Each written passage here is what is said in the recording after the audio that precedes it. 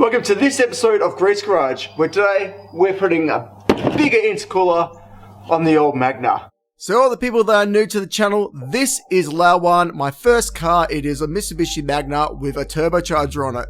This 3.75 V6 E85 drinking monster goes great, but we want a bit more power. So the first thing we're upgrading is the intercooler. The old intercooler was pretty much maxed out. It was only a 700 horsepower intercooler. This one we're putting on is a 1000 horsepower rated intercooler. The goal is to be around the 8 to 900 mark once we finish doing these couple of upgrades. So we're doing that. Also to lose some weight, we're going from this heavy metal brace bar to this much lighter aluminium one as well. So before we go and do anything, I just want to make sure that the old bumper is actually going to fit on without any modification. It is looking pretty good, but I do need to drop this bar down a little bit. So what I'm doing is I'm using a hacksaw and a Dremel to cut the back welds off so I can actually adjust it.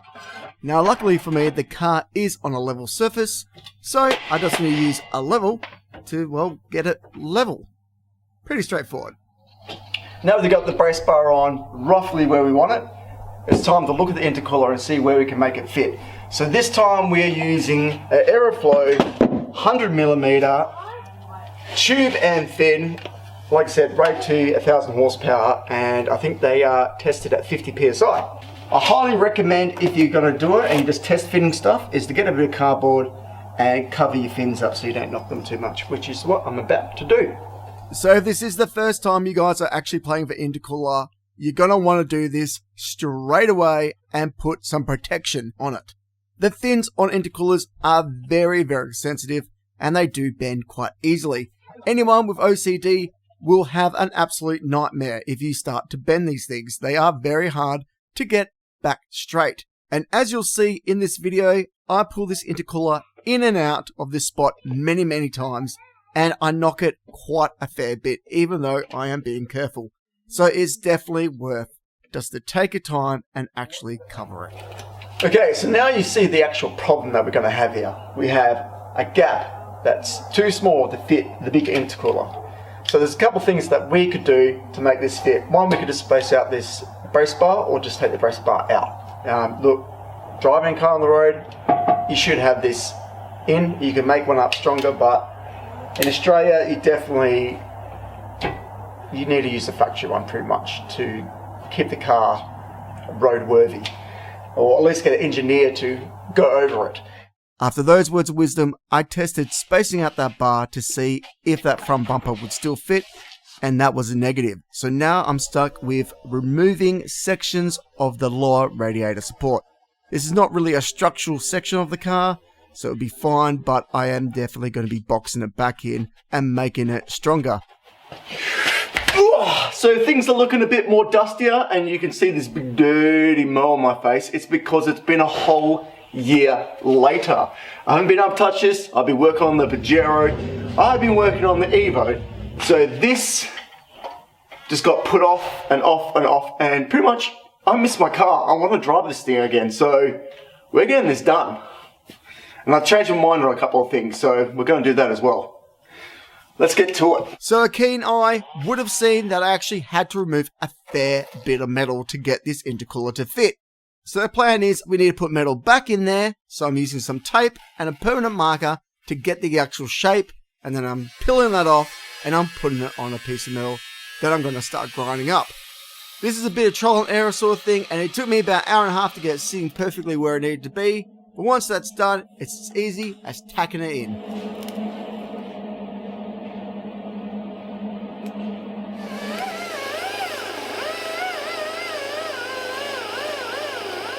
After grinding that surface, I needed to give this area a good clean to prep it ready for some etch primer. Now I wasn't really sure what to use, so I asked my mate who's a spray painter, and he has recommended this. Raptor's Acid Etch Primer to get this ready for some 2-pack, which I'm going to be laying down in another episode. Anyway, like normal, you just do some thin coats until the total area is covered. Well, as you can see, this is nice and dry, which means we can move on to measuring up the intercooler. But I just want to mention, before I actually welded this all up, I did actually paint the other side of the metal after scruffing it up. So that's already painted inside, but I do want to do another coat of 2-pack or something on there. And I'm not really sure on what tool to use, if there's a tool or what product. So if you guys know, can you please leave a comment and let me know of a tool that will actually do this? Other than that, while you're there, you might as well subscribe. Now, that would be great. And support the channel, because by you guys watching, that's what keeps me motivated to keep putting out these videos.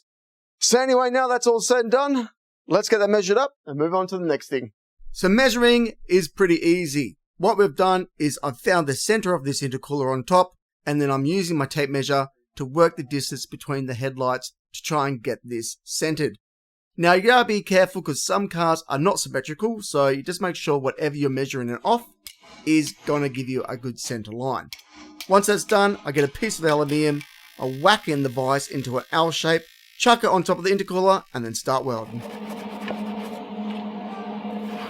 Alright, so we've got that nice and centered, it looks the part. We've put the brace bar on there, and there's clearance issues. So unfortunately, I was hoping to get away from that, but we're going to have to chop a little section out of it.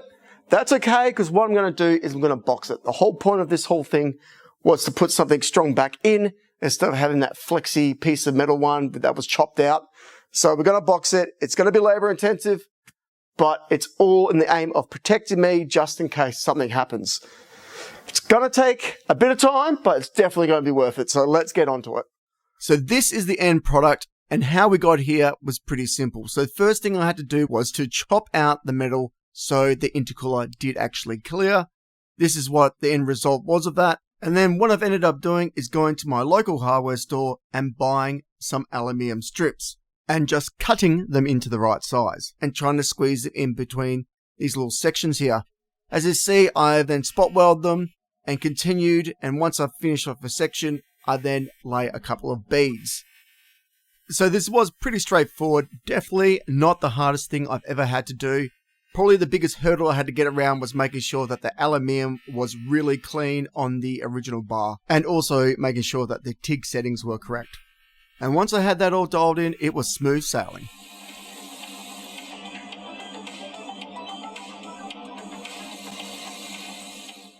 I've already started making up these top tabs.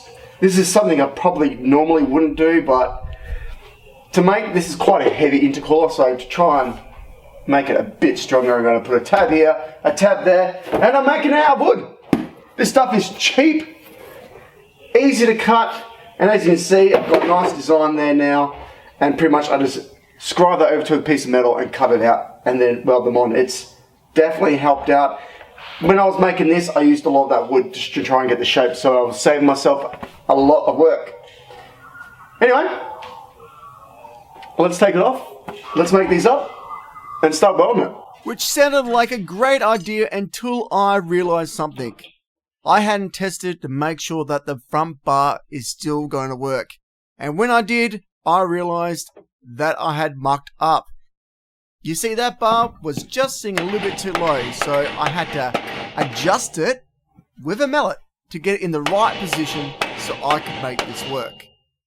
Luckily, it was not a big deal, and now that I've got this 100% perfect, it's time to weld on those tabs.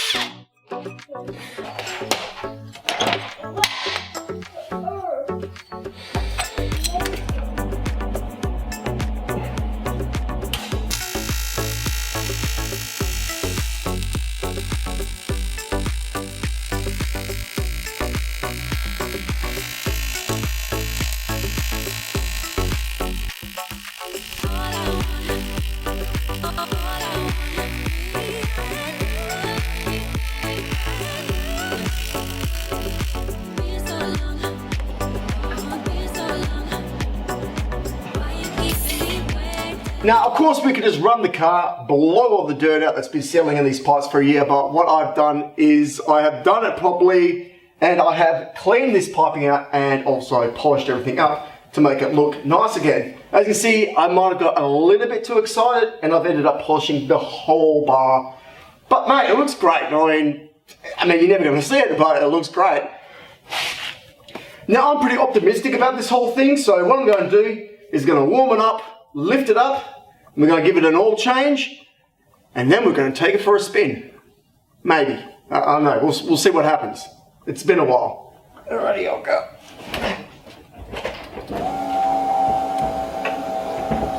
Woo, the clutch.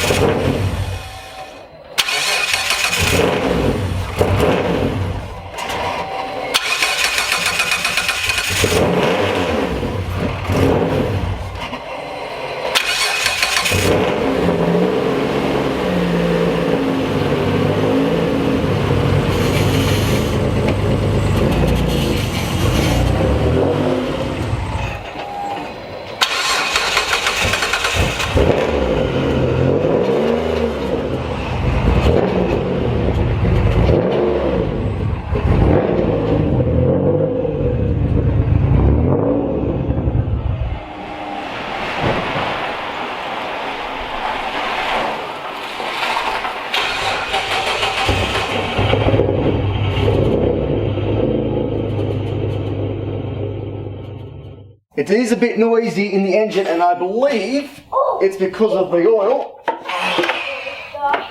And if you can see, that's not the colour of oil. It literally smells like E85. Son, why do you have an hacksaw? You gonna put that down?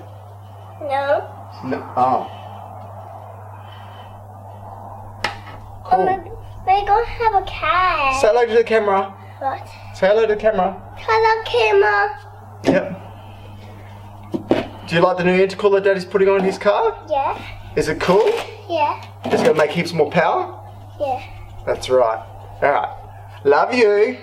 They're gonna make cow. Oh, yeah, I'm going to make... No, not cows. It's not going to make cows. It's going to make horsepower. Cow power? Cow power. Okay.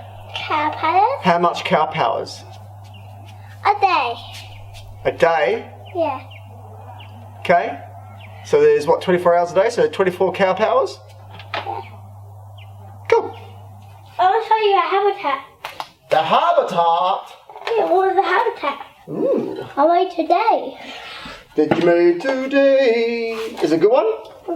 Am I going to like it? I think. You think so? Let's have a look. I have the ghost in it. Ghost? A big spooky ghost. No, a ghost. A ghost? Yeah. What sounds goat, mate?